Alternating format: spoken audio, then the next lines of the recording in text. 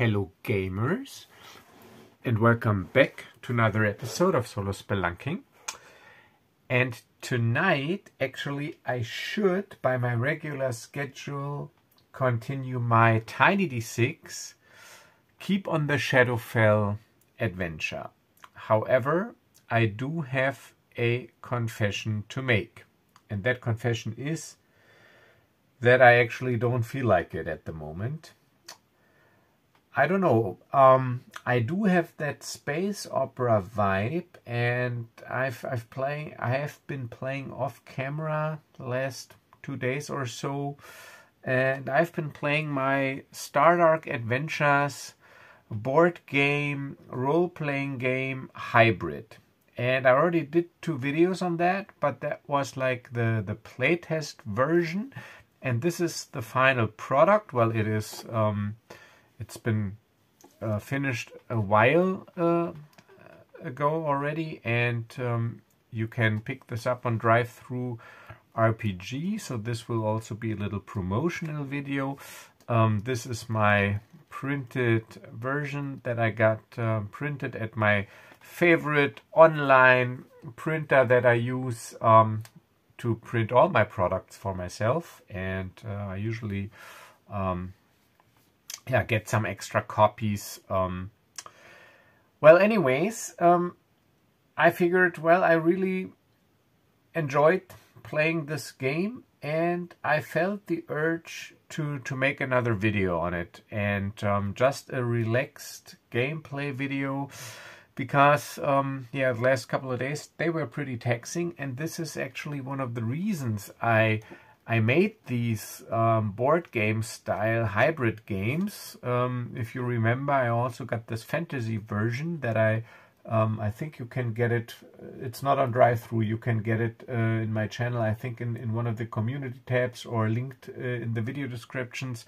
My Explorers of the Untamed Wilds, which is like a fantasy based board game version, and these games are for, you know, you just want to roll some dice, but you don't feel like interpreting prompts or coming up with a story.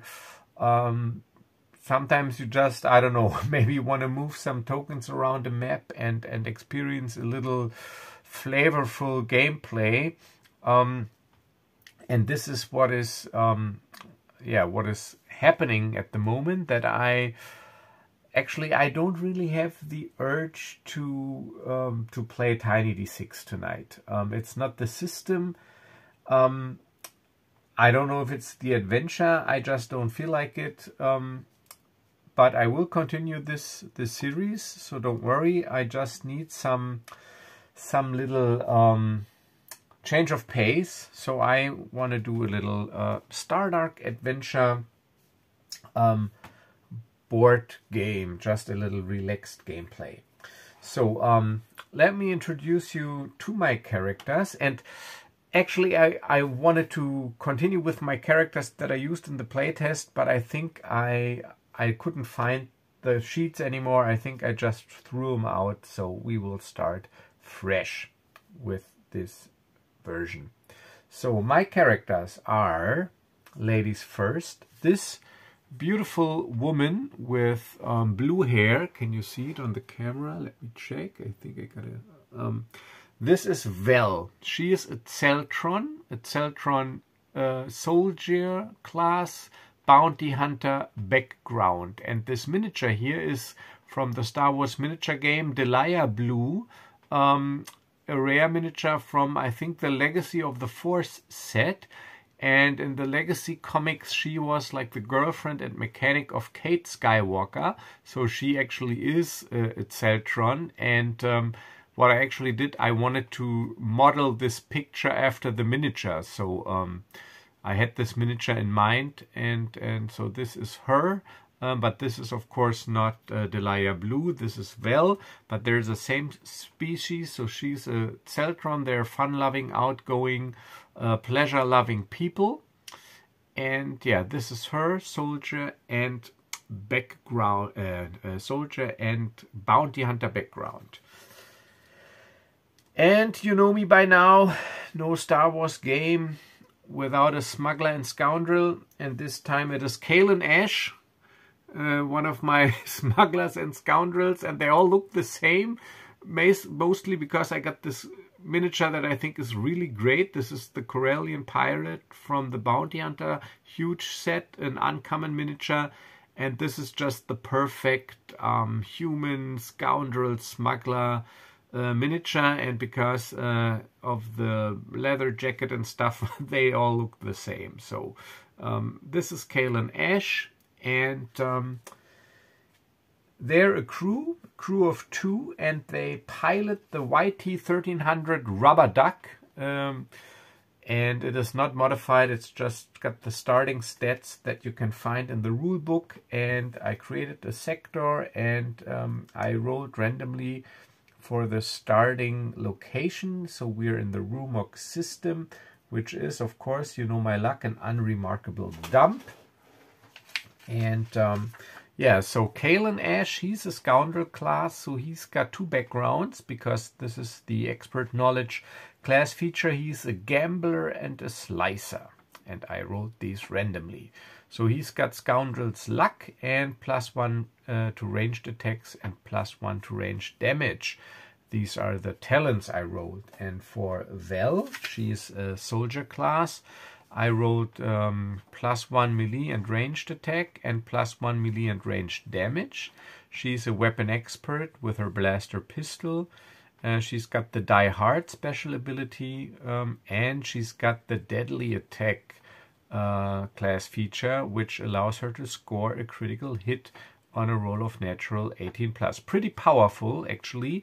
So this is why in my game the soldier, the weapon expert, is a little bit nerfed. So you don't get the damage bonus for 1/2 level. You only get the initial +1 damage, because with an 18+ critical hit where you roll damage again, I think this otherwise would be overkill.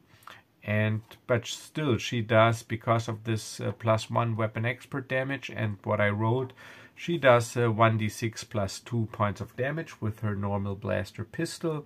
She's got light armor. Kalen's got light armor in the form of padded jacket and clothing.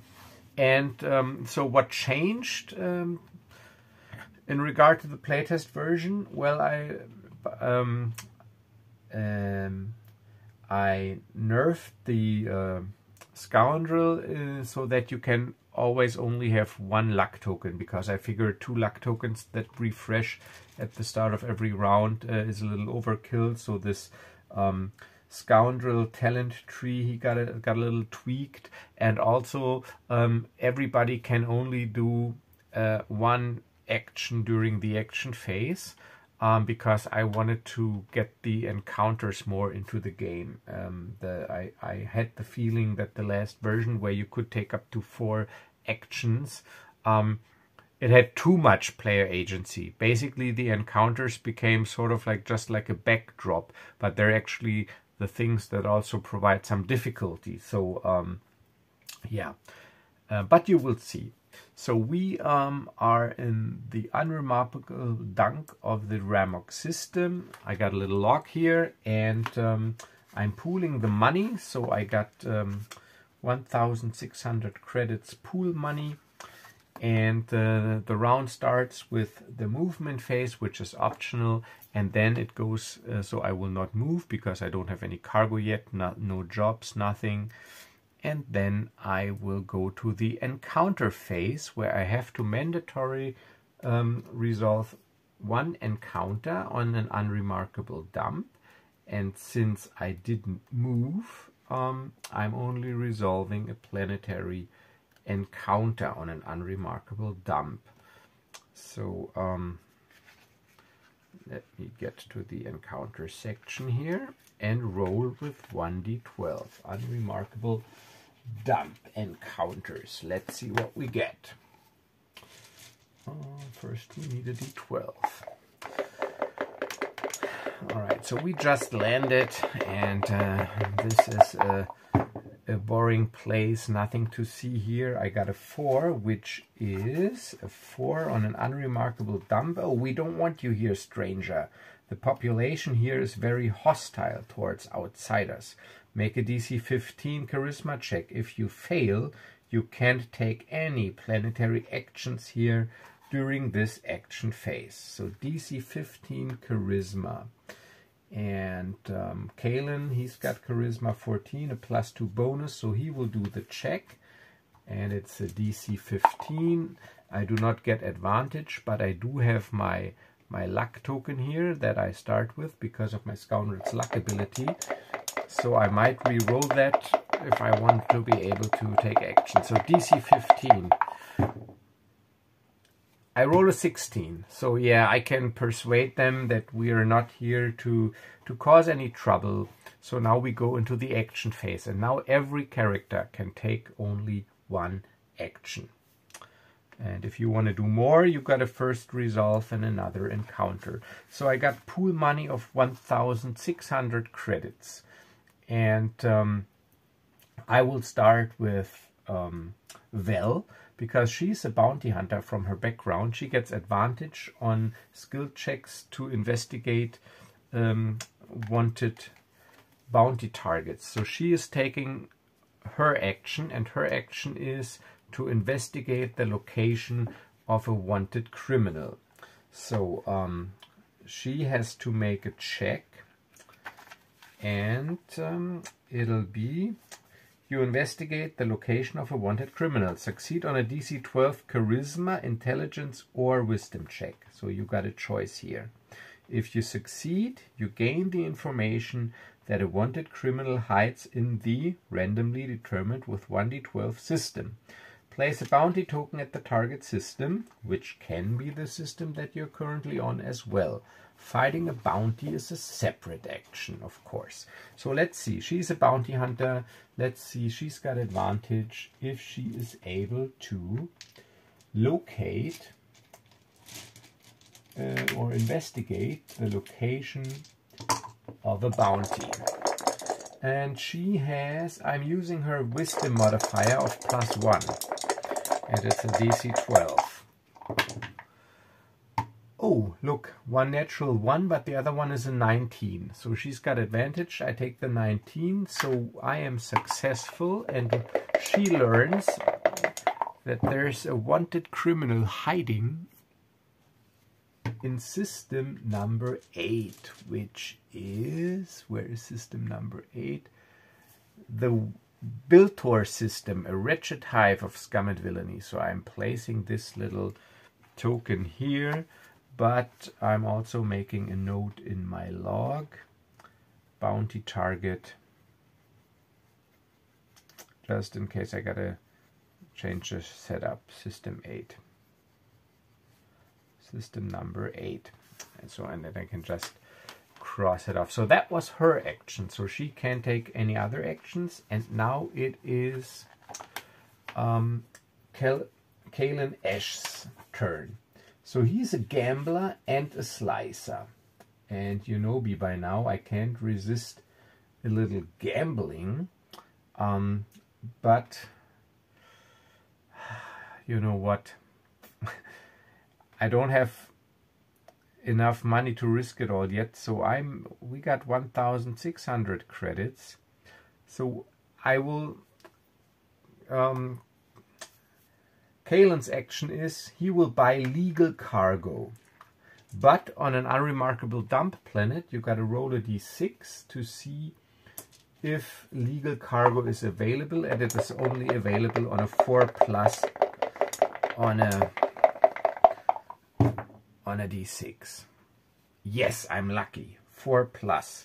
So I can buy legal cargo. Legal cargo costs 100 credits per ton. I can buy up to my cargo capacity and to my money, of course. And it sells for 150 credits per ton on any planet other than the planet it was purchased on, which is a separate action. So it is a 50 credit profit per ton, and if I would be on a Metropolitan Trade Hub, I get a 10% discount. Alright, so I got 1,600 credits. So I'm going to spend it all, and I'm going to buy 16 tons. Yeah, 16 tons of legal cargo. I wrote it all down here.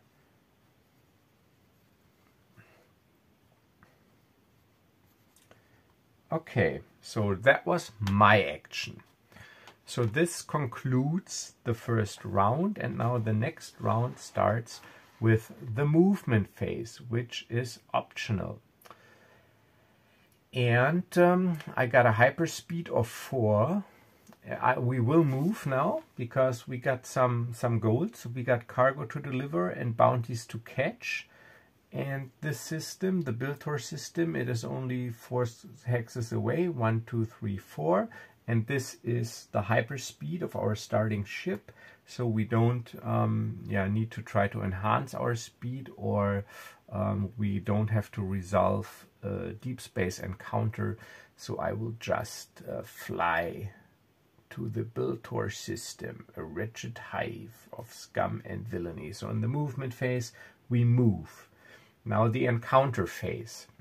And this is also different from the playtest version. If you have just traveled to a new system, you have to resolve 2 encounters. One space encounter, which happens when you arrive in the system and approach the planet to land, and then one planetary encounter, and then you get into the action phase. And space encounters are rolled with a D8, and planetary encounters with a D12. And you start obviously with the space encounter because you are just approaching and land. So it's a wretched hive space encounter number 2.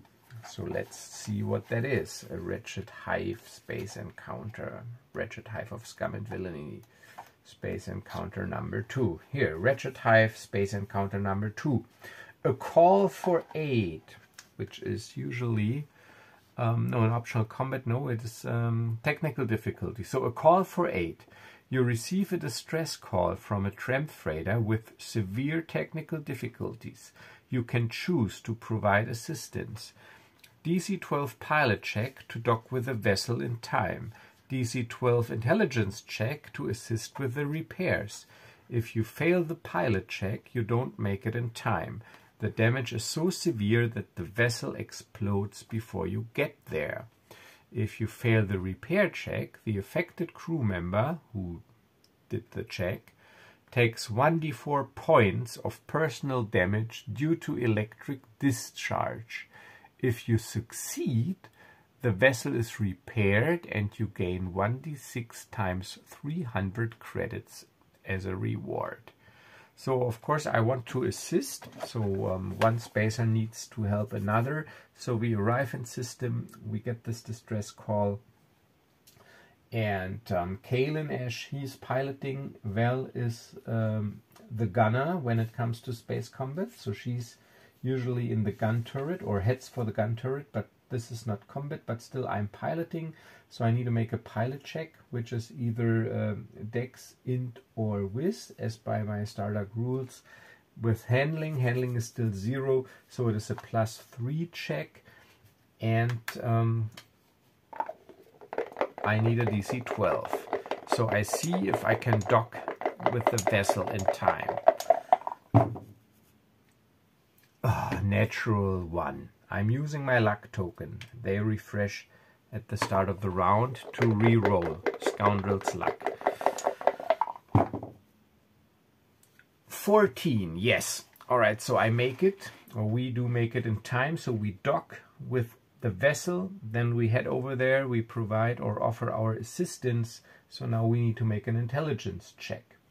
Intelligence, I got +1 and Vel has +1, but Vel has more hit points because she's a soldier. She's got hit points 10, I got 6, so she will try. So in case if she fails, personal damage is not as severe because she's got more hit points, so she's got a bigger buffer, if you will. So I'm rolling the damage die with my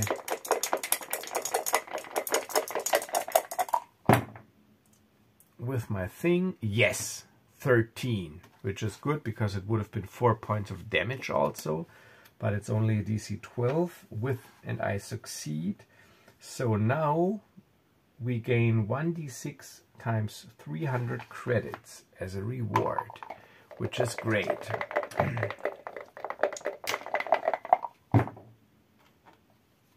Ooh, maximum 6 times 300, which is 1,800 credits. All right, so repair vessel on approach.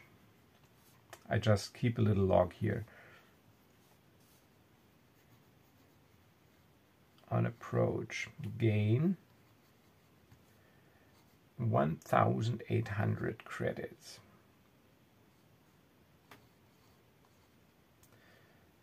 Which is great because actually now we are broken at the moment. Because we spent all our money on cargo. But that was only the space encounter. So we resolved that and now we head down to the planet surface. And we do have to resolve a planetary encounter, which is encounter number 5. So let's see what encounter number 5 is on a wretched hive of scum and villainy. That is, oh, a smuggling contract. We are offered a smuggling contract. A hooded figure approaches you and offers a smuggling contract. You are to deliver 2d6 tons of provided illegal cargo to a random system under military blockade. Determine the destination randomly with a suitable die roll between the military blockade systems. You will get paid 1,000 credits per cargo unit on delivery, which is the usual fee. You can only accept the contract if you have enough free cargo capacity for the entire batch of cargo. That shouldn't be a problem, because I'm only carrying 16 tons. While carrying the cargo, you are considered wanted. If you deliver the cargo, you gain 1 renown. Yeah, because that is the usual case. So basically, it's like delivering illegal cargo, but I do not have to pay for the cargo. The cargo is provided, and I can decide if I want to do it. Of course, I want to do it, but it is, of course, risky if you are wanted and heading towards a military blockade planet, especially with my unmodified ship. As of yet, it's unmodified, but I will do it. So let's see how much cargo is offered to transport. 2d6 points.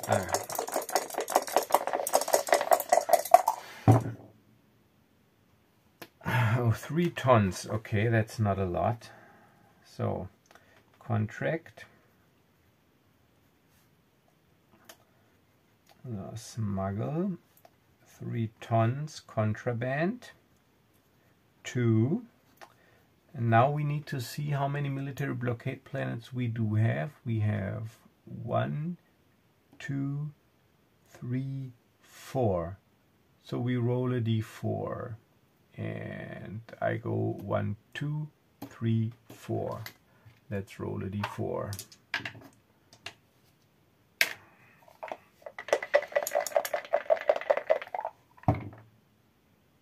A 3, so that was 1, 2, 3. Oh, this is great because it's right around the corner. To number 6, and this is Kaldamar. All right, so that was the planetary encounter phase. Now we go into the action phase. Everybody can take only 1 action, and delivering legal cargo is also an action. So Kalen, he will take the action to deliver the legal cargo. So I am selling my 16 tons, and yeah, so I said 16, so I make 50 credits a ton, so that is 800 credits profit. So that it actually should sell for 2,400, and still I always noticed that I rather have a calculator here with me, but I don't have it now. So 16 times 150. So 10 times is 1,500, and 6 times, that is 900, so that is 2,400. Yes. All right, so we deliver the legal cargo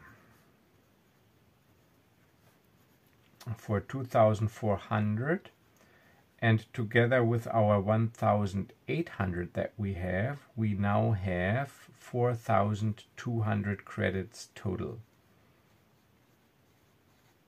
Okay, this is great. So that was Kel's action. You don't get any renown or anything for delivering legal cargo.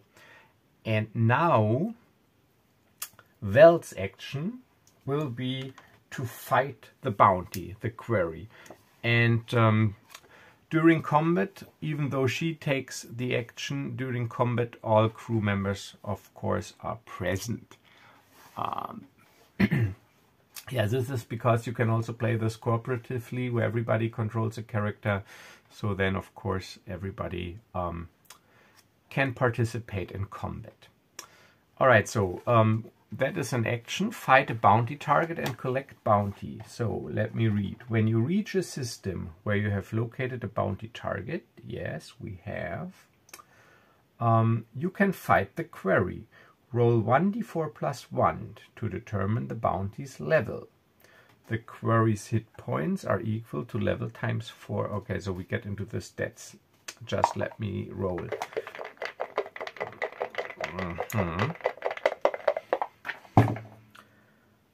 It is a level 3 bounty. A level 3 bounty. So hit points are equal to level times 4. So level 3 bounty means, or level 3 query, it has 12 hit points, HP 12. And its armor class is 10 plus level, so AC is 13. And attack bonus is plus level, plus 3 attack. And if it's a level 3 bounty, it deals D8 points of damage. And a level 3 bounty has a value of 6,000 credits, so it's level times 2,000. And for a level 3 bounty, if I win, I get 1 renown. Alright, so 6,000 credits. 6,000 is bounty. All right, so we engage the quarry. So this is where my little battle map comes in. So I do like to move some figures around. So the bounty is a wanted. Oh, it's a rogue. It's a rogue droid. So this is an HK droid, and it has gone rogue, and that is there's a bounty put on his head for decommissioning him permanently. All right, so yeah, and I think my luck token, that one has when did I use it? No, it didn't regenerate, because I used it at the beginning of the round when we were approaching the planet. This is still the same round for my pilot check, so this is still expired. All right, so initiative now is static. It is always I go, you go, with the players taking the first turn, and so everybody that is activated will face up, and so then it alternates. So it'll be one of us, the enemy, and the other one of us. So if there are more enemies, it alternates. It's I go, you go. All right. So so we always go first because we are the players and the heroes. First activation, and of course I will activate Vel. So I will use some little tactical elements like cover, etc. So she can move 6 squares, standard, 1, 2, 3, 4, 5. she will move up here. 1, 2, 3, 4, 5. That is her move. And then she takes her action and shoots, so she can see him. You can draw a line from any point of my square to his square, but I can't see all his corners without going through this blocked square, which represents, I don't know, some obstacle. So he gets a bonus to his AC because of cover, and this bonus is +2. So he now has an AC of 15 for this shot, and Zell, she's just making a normal attack with her blaster +5, and because she's got the bounty hunter background, in personal combat she rolls her damage die with advantage when fighting a quarry or a bounty target, but of course she still needs to hit. So +5 versus an AC of 15 because of the cover. And that is 8 +5. That is a miss. Without the cover, it would have been a hit. But now, so she shoots around the corner, pew, and he takes cover. This droid, it takes cover, and the blaster just hits the what is it? The concrete block where he. Oh no, it's a data terminal, public data terminal, and yeah, it is now probably shot to pieces. So she has activated, so she turns this way. All right, so now it's the bounty's turn. Actually, from where he stands, he's got a pretty good position, so he will just retaliate and shoot at Vel. And he attacks +3 and deals 1d8 points of damage. +3, +3 and 1d8 points of damage. There's a d8. But she also has cover. It goes both ways, so she also gets a +2. So she actually has an AC of 17 now because she's got 15, 3 dex and 2 for her light armor. Okay, so but still, no movement, just an attack. And it's a miss. Luckily it's a miss because it would have been 8 damage. So 6 +3, that is not enough. Alright, so he has activated. He didn't move. And now it is my turn again. Now I will activate Kale and Ash. So he also has a good position from where he's at. We can see each other. We both have cover. So this is like a little cover battle. I attack +4, deal 1d6 +1 damage. And I also have to beat an AC of 15. I don't do it. 7 +4, that is 11. So I also do not move, or actually do I move? Because if I move, yeah, of course I move, because then I move 1, 2, 3, because here I'm out of line of sight, because this is blocking terrain, and I don't think from this corner over there he can see me. So yeah, so I moved out of sight. All right, we have all acted. Next round, and we start again with the first turn going to the heroes. And yeah, and by the way, this luck token, it refreshes at the start of a new gaming round, which consists of the movement phase, the encounter phase, and the action phase. And this combat basically takes place within the action phase, using the normal combat rules. So no refreshing of the luck token during this combat. Okay. Yeah, so, and I just turn this then the other way. So, and now it is her turn. I mean, I could move so that he does not have cover, but then again, I also do not have cover. I could move 1, 2, 3, 4 up to here, and then I shoot around corner without cover, increasing my chances of success. you know what, since I also have a good chance of scoring a critical hit and I don't want to drag out this combat, I just do it. So she moves first. Vel moves 1, 2, 3, 4. I could even move 5, 6. This is difficult terrain, so this is slippery ground. And yeah, so I move up to here, and now I attack without cover. So, and I roll damage with advantage because of the bounty. And I attack +5. Thanks to my weapon expert, because I'm a soldier.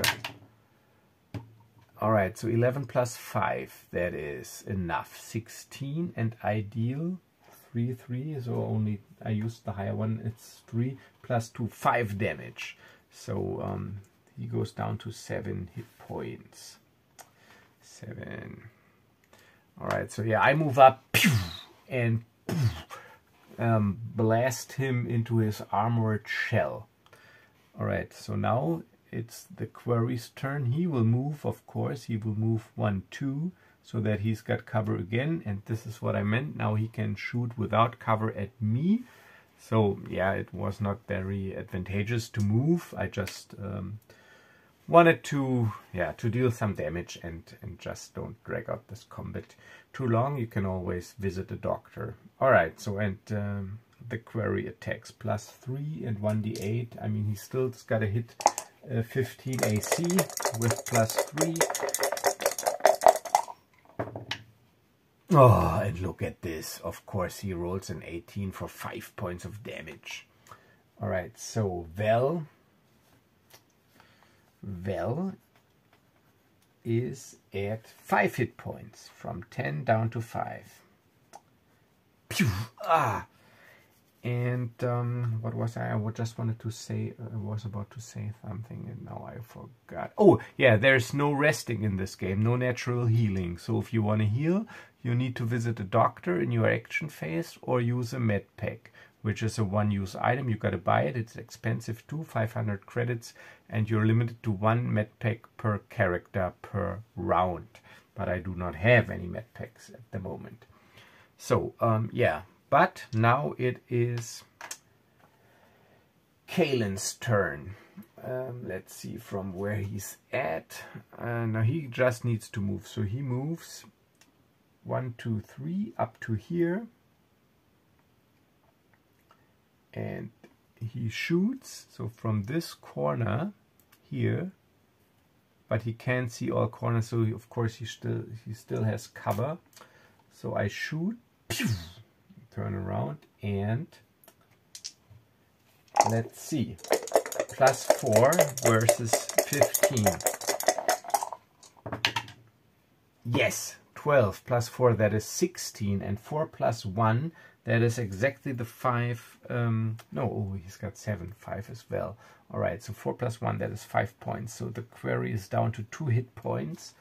I hit him, pew, and this combat round is over. So we go into the next round. And I flip the initiative token. And I will start with her. And now she will, of course, take cover again. 1, 2, 3, 4, 5. She will move over here. And she will shoot again with cover, but also with advantage on the damage die. Pew!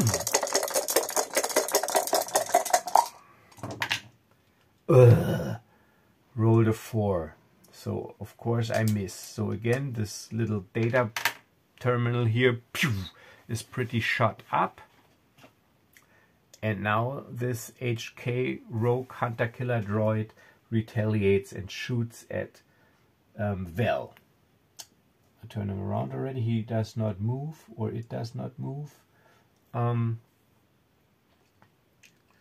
It just shoots.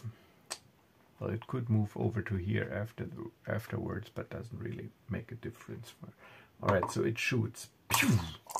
+3, however, versus 17. Oh, and look at this, 19 and 7 damage, which means Val goes down, pew, 0 hit points. And now this is where, thankfully, the Die Hard ability comes into play. So Die Hard states, so this is all based, of course, on the Shadowdark rules, which you need to play this, but you can play it with a quick start, the free quick start, and they state that when you go down, you have to roll with a d4 plus con, and this is your death timer basically. And Die Hard says that you roll 2d4 plus con modifier instead of only 1, which gives you a little more breathing room. Let me again. Death timer. A dying character rolls 1d4 plus their con modifier on their turn. Okay, so this is on their turn. A character who goes to 0 HP falls unconscious and is dying. And then a dying character rolls the death timer on their turn. They die in that many rounds. On each of the character's subsequent turns, the player rolls a d20. So first turn, you just determine the death timer. Subsequent turns, you get a chance to stabilize, but an ally can also give you first aid with an action at close range, and then you could stop the character from dying. So yeah, so I go down, but now it is still Kalen's turn. Kalen Ash. I shoot.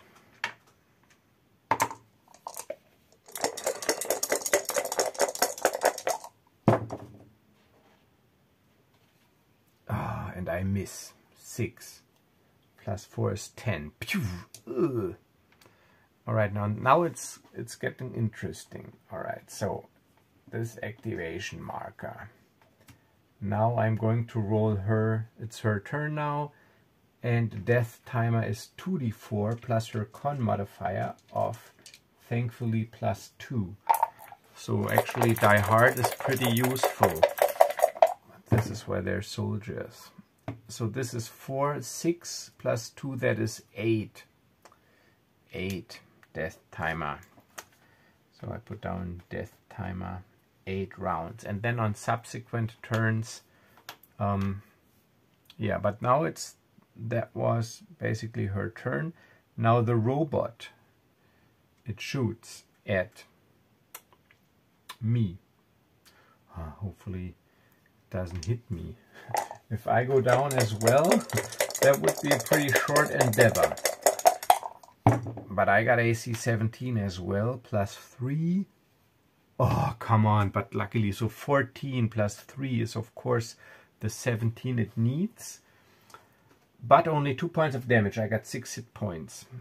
So, Kalen, pew, is down to 4 hit points. Okay, and now I gotta... Yeah, I gotta attack and hopefully take this guy out. I mean, he's got 2 hit points. I only need to hit because I also get a +1 damage bonus. So if I hit, I do minimum 2 damage. I need a 15, I attack +4. So actually it's a 50-50 chance. If I roll an 11, I hit. But those of you following my channel, you know my luck. Yes! But this time I roll a 16 and max damage. So, pew! My blaster pistol blasts him in his electronic skull. Alright, and now, because she's still down, we gotta basically, yeah, see if I can stabilize her. So it's a, what did I say, DC 15 int, and I got an int modifier of +1. And if I don't manage, stabilizing, stops dying but is still unconscious. DC 15 intelligence. Let me see if I can stabilize Vel.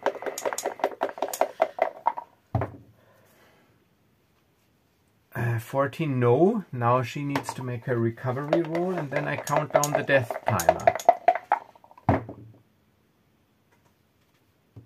No, she doesn't recover, only on a natural 20, so death timer goes to 7. I try to again stabilize her. So we stay now in this combat round until she's either, yes, she's stabilized. Alright, so she's not dying anymore, so we can disregard the death timer, but she's still unconscious, but that's alright because combat is over. But it was the second action because I delivered the legal cargo, she initiated combat, so now it's the next round. And I do have to go through an encounter first before I can take, in my action phase, take her to the doctor. Alright, so, but we earned the 6,000 and we gain 1 renown for the query. Alright, so renown, I put this up here. So we are at 1 renown. And by my rules, whenever you get a renown, everybody also gets 2 XP.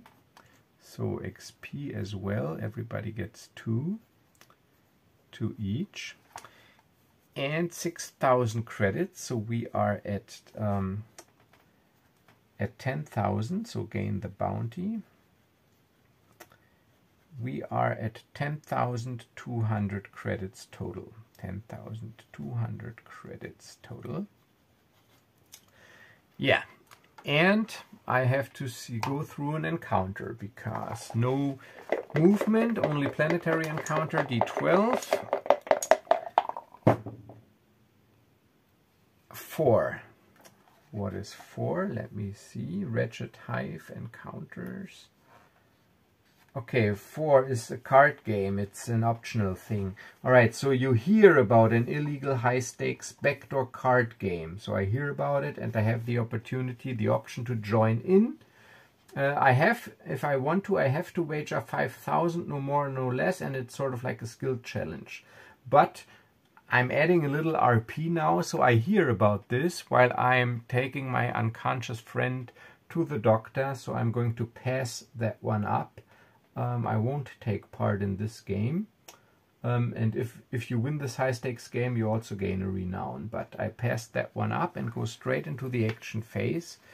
So every character can take an action. So I'm going to take the action first and go to the doctor and heal her. And it costs 100 credits per HP healed. But the thing is, if you're at the doctor, only 1 crew member needs to take this action. All crew members are present and can receive healing.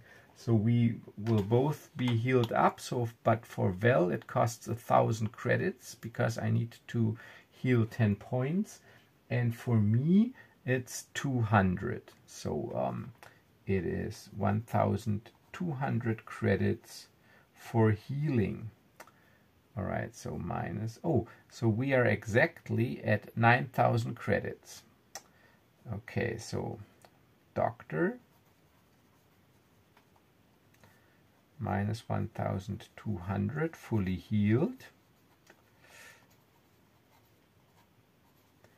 And we are at 9,000 credits left. And now, since she's conscious again, she can also take an action. So this guy is removed. We don't need this at the moment. So yeah, she can take an action as well. So we are on a wretched hive of scum and villainy. And I'm looking in my quest log and I see, of course, that we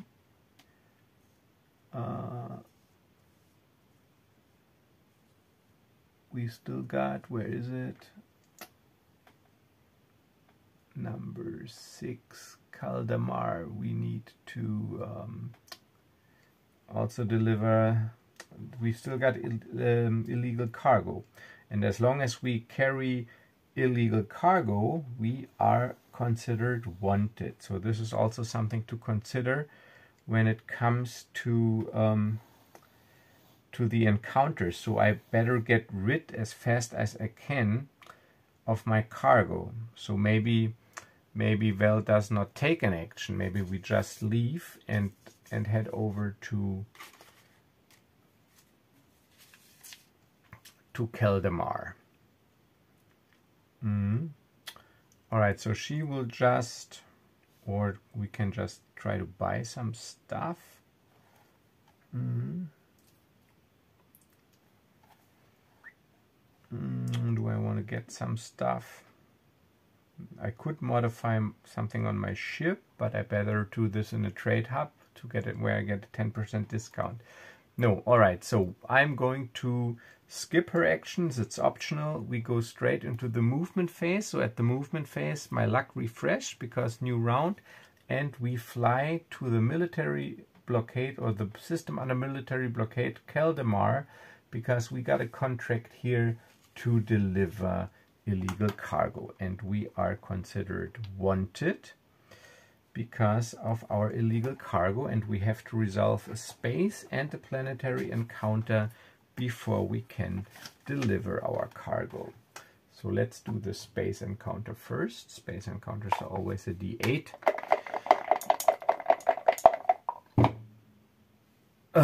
1. I think this is pretty bad. Military blockade, space encounter. Yeah, well, a customs cruiser. A customs cruiser of the military imperium of the Empire has taken interest in your ship and wants to intercept and board you for a customs inspection on your approach. If you are not wanted, you can let them inspect you, but I am wanted. Otherwise, you must try to evade them. Speed 6. If you succeed, you escape. If you fail, you escape as well, but you take 1d8 points of hull damage in the process. So they shoot at us while we leave. All right, now I have to do the evade maneuver. The evade maneuver is a pilot check versus DC 15, which is modified by the speed difference as a bonus or penalty. So my sublight speed is 4, and they got 6, so they are slow, so they are faster. So I get a -2, the difference is 2, a -2 penalty on the check. And it's a pilot check, which means it is either Dex, Int, or Whiz plus handling. I don't have any handling at the moment, should have bought it. I will update my ship soon.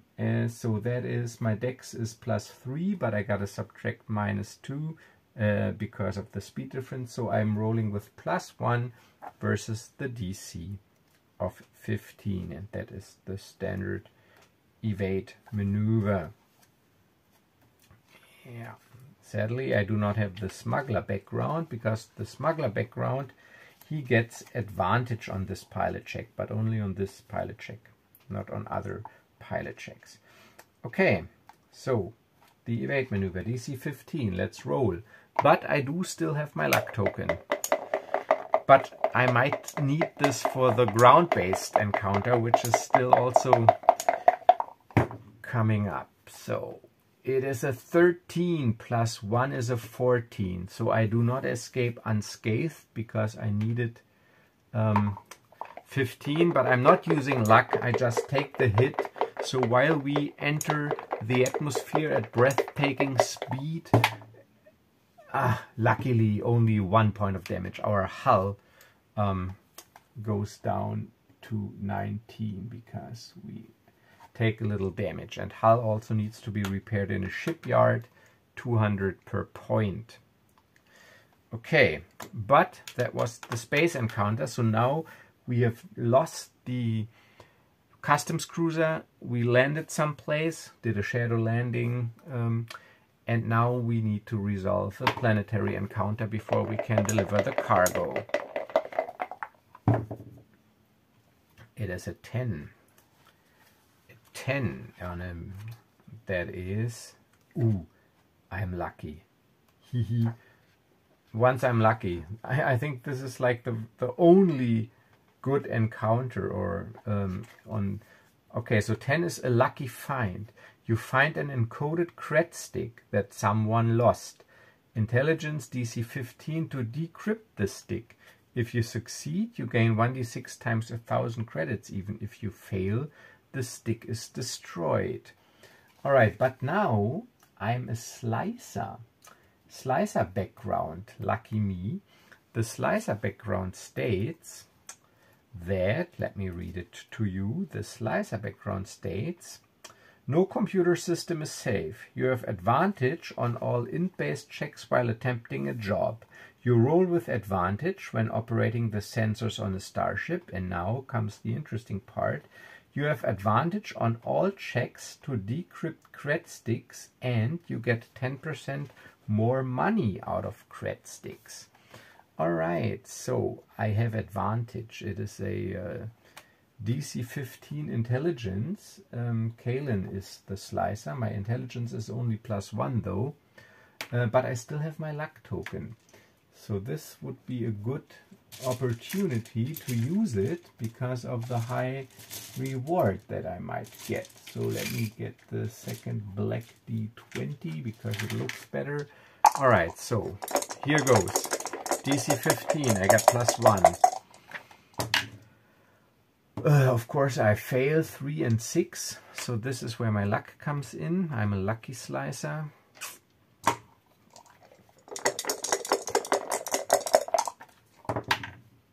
No, 2 and 4. Sadly, even with my slicer background and my luck, I fail, and the safety features on the cred stick destroy and erase the stick, so no money to be gained. However, now that we are entering the action phase, the first action, of course, will be to deliver the illegal cargo that we smuggled. So it's 3 tons, and we get 1,000 credits per ton. So deliver cargo, deliver contraband I put down. And that means plus 3,000. So we are at 12,000 credits total. And because we delivered illegal cargo to a military blockade planet, we also get a renown. If we get a renown, we also get 2 XP each. So we are each at 4 XP. And that concludes this delivery. And that was the first action. And now the other guy, that was so Kalen's action. Now Vel, she can also take an action. We have 12,000 credits. So we will basically, she takes the action to use a shipyard, and we can buy legal modifications for our starship and repair hull damage. Repair costs 200 credits for every point of the hull restored, and can't be increased, of course, above. So our hull goes back to 20. That is 200. But now I will also get modifications. And legal modifications are anything up to +2. And I think the most important modification first is always to get handling, because handling adds to AC and pilot checks. And a modifier of +1 costs 6,000. So we do have not quite 12,000, because 200 goes to the repairs. So I will only get 1 point. So I will modify my handling to I improve my boosters.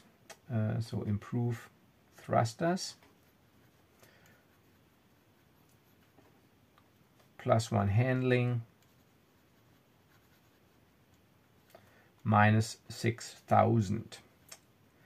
All right, so now handling is +1. And if you have 3 or more stats that are modified, you also get a renown, because you have this well-known modified starship. And yeah. So, that is the second action. Okay, so we have 5,800 credits left.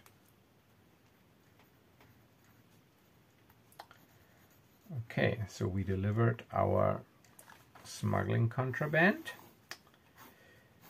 And I think this is a good point. My time is up, I guess. It's late to end this episode. And yeah, I might continue this either off or on camera. I got my log here now where I put down where I am and what I did. So we will just, we are done with the action phase. So we can just start a new round in system number 6. End of round. Put down in my log, end of round on number 6, and of course I can also watch this episode.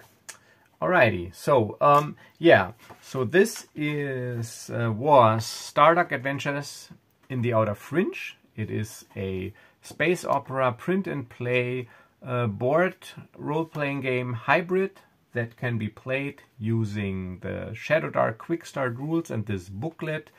And like all my products, you can get it on Drive-Thru RPG. And if you print it out, it is A5.